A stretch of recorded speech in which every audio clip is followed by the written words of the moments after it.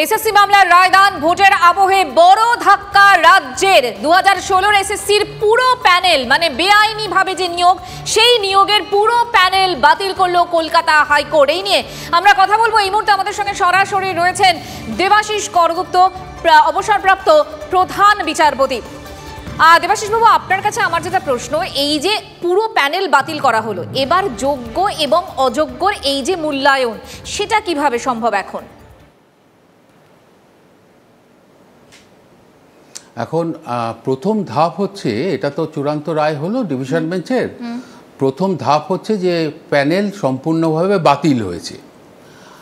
এরপরে দেখতে হবে যে কোর্টের কোনো নির্দেশ আছে কি না, যে ওখান থেকে যারা অযোগ্য তাদেরকে বাদ দিয়ে আর যোগ্য যারা তাদের নতুন প্যানেল প্রকাশ করার কোনো নির্দেশ আছে কি না, এবং সেটা করা সম্ভব কি না।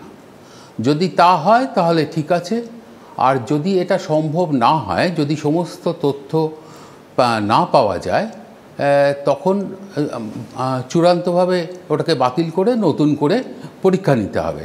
এখন তার জন্য আমাদের অপেক্ষা করতে হবে, পুরো অর্ডারটা দেখতে হবে। আচ্ছা, সেক্ষেত্রে যদি এই যে প্রিয়াঙ্কা, অনামিকা যাদের চাকরি গেল, তারা কি আবার এক্ষেত্রে এখনো পর্যন্ত যা নির্দেশ তাতে এরা আবারও অ্যাপ্লাই করতে পারবেন? এখন দেখতে হবে যে অর্ডারে কি আছে, কিন্তু আইনটা আমি বলি, আইনটা হচ্ছে যে যেদিন বিজ্ঞপ্তি জারি হয়েছিল চাকরির জন্যে, এই যে বিজ্ঞপ্তি জারি হয়েছিল 2016 সালে, সেদিন পর্যন্ত যারা যোগ্য ছিলেন তাদের বাইরে কেউ আসতে পারবে না, তাদের সবাই আসতে পারবে। এটা আমাদের আর্টিকেল 14 এবং আর্টিকেল 16 সংবিধানের, সেখানে তার ব্যাখ্যা করে সুপ্রিম কোর্ট পর্যন্ত এটা বলে দিয়েছে। এবং এই যদি তারা আসে তাহলে তো আর পরবর্তীকালে যারা যোগ্য হয়েছে তাদের আসার কিন্তু জায়গা থাকে না আইনত। ঠিক। আচ্ছা, যদি যে সমস্ত চাকরি বাতিল গেল, আপনি বললেন, হ্যাঁ বলুন, যাদের নাম বলছেন, যাদের নাম বললেন আপনি, তাদের সম্বন্ধে যদি বিশেষ নির্দেশ থাকে, যেমন একজন ক্যান্সার পেশেন্টের ক্ষেত্রে দেখলাম যে কোর্টের নির্দেশ রয়েছে যে তার এই রায় তার কোনো প্রভাব পড়বে না, সেরকম বিশেষ নির্দেশ থাকলে তাহলে সেইটাই পালন হবে। বাকি দুজনের ক্ষেত্রে যে নির্দেশ দেওয়া হয়েছে তাদেরকে বেতন ফেরত দেওয়া হবে না, মানে অনামিকা এবং প্রিয়াঙ্কার ক্ষেত্রে বলা হয়েছে যে যে এতদিনে বাকিদেরকে যে বেতন ফেরত দিতে হবে সেটা তাদের দেওয়া হবে না। আপনার কাছে আমার নির্দিষ্ট প্রশ্ন থাকবে, একদম আপনি ঠিকই বলেছেন যে পুরো অর্ডারটার জন্য অপেক্ষা করতে হবে, কিন্তু এই যে যাদের পুরো প্যানেলটাই তো বাদ গেল, এবার নতুন করে যদি কেউ অ্যাপ্লাই করে তাহলে তো যারা এতদিন ধরে চাকরি করেছেন তাদেরকে তার মধ্যেই জয়েন করতে হচ্ছে। না না, তা আইনের ব্যাখ্যাটা তো আমি দেব বললাম, এবং সেই ব্যাখ্যাটা হচ্ছে যে যেদিন আপনার প্রথম বিজ্ঞপ্তি জারি হয়েছিল 2016 সালে, সেই দিন পর্যন্ত যারা যোগ্য ছিলেন তার বাইরে পরবর্তীকালে যারা যোগ্যতা অর্জন করেছেন তারা কিন্তু আসতে পারেন না সুপ্রিম কোর্টের যে আগের রায়গুলো রয়েছে। এবং সংবিধান বলছে যে equality before law, equality in public service, article 14 এবং 16 অফ দি কনস্টিটিউশন। তা যদি হয় তাহলে পরবর্তীকালে যারা যোগ্য হলেন তারা কিন্তু এদের সঙ্গে ইকুয়াল হচ্ছেন না। অর্থাৎ ওই দিন পর্যন্ত যারা যোগ্য ছিলেন বা অংশগ্রহণ করেছিলেন শুধু তারাই কিন্তু কনসিডার্ড হবেন। একটা ছোট প্রশ্ন করতে চাইবো, এই যে যোগ্য অযোগ্য যে বিষয়টা, মানে আদালতও আজকে বলেছে এটা খুবই কঠিন, একটু আপনার কাছ থেকে শুনতে, মানে বুঝে নিতে চাই যে এই যে যোগ্য যারা তাদেরকে বেছে নেওয়াটা সত্যি কতটা কঠিন হবে। এখন ওএমআর শিট বিকৃত হয়েছে, এটা আমরা দেখতে পেয়েছি।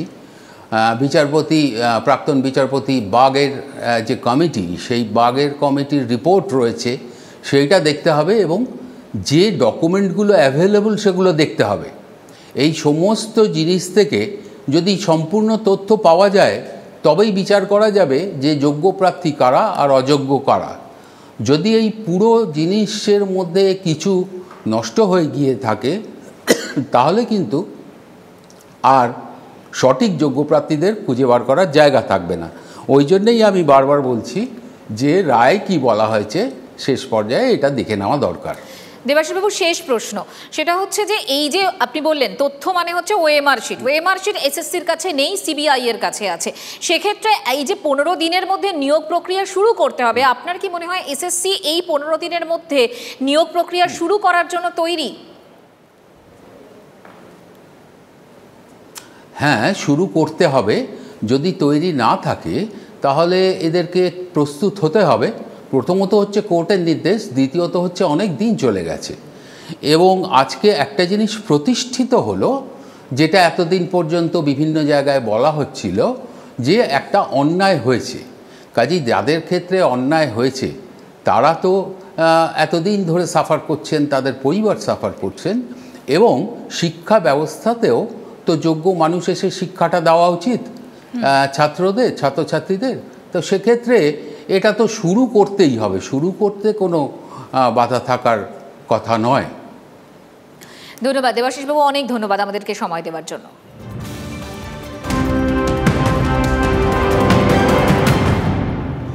আর এই মুহূর্তে আরো একটা বড় খবর ব্রেক করছি আমরা। সিবিআই এর হাতে থাকা ওএমআর এই ভরসা এসএসসির, বাজেয়াপ্ত করা ওএমআর এই পুনর্মূল্যায়ন হবে, তেমন ভাবেই তৈরি হচ্ছে এসএসসি। সুমনের সঙ্গে এই বিষয়ে সরাসরি কথা বলবো। সুমন, দেখো, এসএসসি কে কিন্তু ওএমআর সিটগুলোকে পুনর্মূল্যায়ন করতে হবে এবং পুনর্মূল্যায়নের ভিত্তিতে নতুন করে প্যানেল প্রকাশ করতে হবে, এটা কিন্তু কলকাতা হাইকোর্টের নির্দেশ। কিন্তু যেটা সবচেয়ে বড় বিষয়, এসএসসির কাছে কিন্তু কোনো ওএমআর নেই। সিবিআই যে হার্ড ডিস্ক বাজেয়াপ্ত করেছিল গাজিয়াবাদ থেকে, সেই হার্ড ডিস্কে পাওয়া ওএমআর কিন্তু এসএসসি ভরসা এবং সেই ওএমআর সিট পুনর্মূল্যায়ন করতে হবে। আমরা এসএসসি সূত্রে যেটা জানতে পারছি, তারা বেলা 1টায় প্রেস কনফারেন্স করবেন, কিন্তু তার আগে যেটা তুঙ্গে প্রস্তুতি, তারা সেই ওএমআর সিটগুলোকে রেডি করছেন। এবং যেহেতু কোর্টের নির্দেশ, আপাতত রাজ্য সুপ্রিম কোর্টে যায় কিনা সেটা পরবর্তী বিষয়, কিন্তু কোর্টের নির্দেশ ফলো করার জন্য তাদেরকে ওএমআর সিট পুনর্মূল্যায়ন করতে হবে। পুনর্মূল্যায়ন করে বুঝতে হবে কারা যোগ্য কারা অযোগ্য। সেই পুনর্মূল্যায়ন করার জন্য সিবিআই বাজেয়াপ্ত করা ওএমআর সিট বুঝতে পারছি। সুমন, তুমি সঙ্গে থাকো, আরো একটা খবর ব্রেক করবো আমরা। লিমা, আরো একটা খবর পাচ্ছি আমরা সূত্র মারফত, সুপ্রিম কোর্টে যাওয়ার কথা ভাবছেন চাকরিহারারা। কিছুক্ষণ আগেই প্রিয়াঙ্কার সাথে কথা বলছিলাম আমরা অঙ্কিতাদের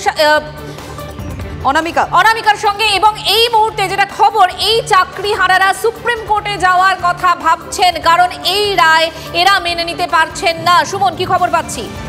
দেখো, তোমাকে বলে রাখি যে এই যে যারা চাকরি হারিয়েছেন তাদের মধ্যে কিন্তু অনেকেই এমন রয়েছেন যারা যোগ্য চাকরি প্রার্থী বলে নিজেদের দাবি করছেন। সেক্ষেত্রে সুপ্রিম কোর্টের গড়ে দেওয়া এই বিশেষ বেঞ্চ তারা যে নির্দেশ দিল, এর বিরুদ্ধে কি সুপ্রিম কোর্টে যাওয়া রয়েছে কিনা আদৌ আইনের যুক্তি, তা বর্তমান আইনজ্ঞদের পরামর্শ ইতিমধ্যেই কিন্তু করেছেন চাকরি হারাদের একটা বড় অংশ। সেক্ষেত্রে এই মামলার জল কিন্তু সুপ্রিম কোর্ট পর্যন্ত করাতে পারে, এমনটাই মনে করা হচ্ছে।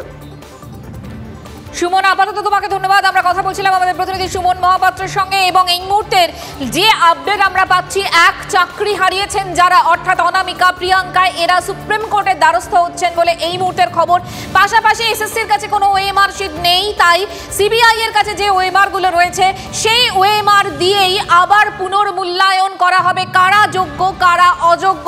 এইভাবেই এসএসসি আপাতত তৈরি হচ্ছে। এবং কিছুক্ষণ আগেই আমরা কথা বলছিলাম অবসরপ্রাপ্ত প্রধান বিচারপতি দেবাশিস করগুপ্ত, তিনিও যেরকমটা বলছিলেন যে প্রক্রিয়াটা 15 দিনের মধ্যে শুরু করতে হবে এবং সেই মোতাবেকই এসএসসি তৈরি হচ্ছে এবং কাজ এগোচ্ছে।